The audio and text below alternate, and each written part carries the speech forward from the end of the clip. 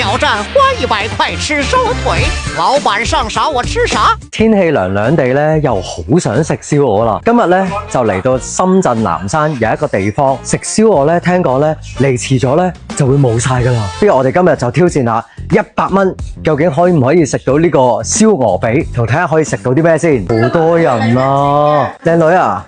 我想問下咧，100蚊可唔可以食到燒鵝髀啊？可以。可以啊！鵝髀飯先60蚊一個，鵝髀飯一隻就58蚊。咁我可唔可以淨係要鵝髀？同埋咧就睇下會唔會有其他可以幫我配下？可以啊。係啊，即係燒肉啊、叉燒啊、排骨啊，係嗰啲可以每樣加10蚊噶嘛。湊夠100蚊。你坐落嚟啊 OK，坐落嚟㗎，安排個服務員幫你點啊。好啊，好啊，好啊，係啊，2個。燒坐咯，午餐都咁多人咧，已經係算誇張。一片咗，你邊片咯？嗰邊啊？哇，真係好多人啊！2位，哇，我估唔到咧，今日咧係閒日嚟，但係咧全場爆晒，仲要係咩咧？係俾人講到上3樓，要同人拼台先可以有位。唔單止係燒味喎，小炒咧，我見到咧上台都唔錯，豉油皇吹筒仔啦，好似都幾齊，絲瓜炒魚片啦，好似都唔錯。佢連海鮮啦、小炒啦、煲仔類咧都有，睇落去咧其實都幾大條先。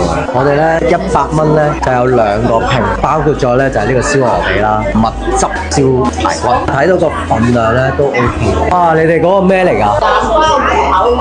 哦，好似好健康喎。你哋之前有冇嚟過呢度食過？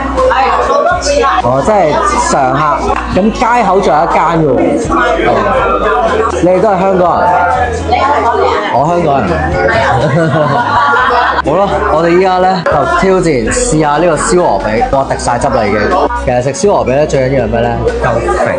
點下佢呢一個酸梅汁先，佢啲肉咧唔會太柴，同埋好結實。佢啲皮咧係真係脆好薄。我咬咗佢最多脂肪嗰啖，嗰啖咧係最香，好食到咧係真係一口氣食晒成隻燒鵝髀。蜜汁排骨都係燒到咧好脆，個蜜汁味咧呢同香港嘅叉燒都有啲。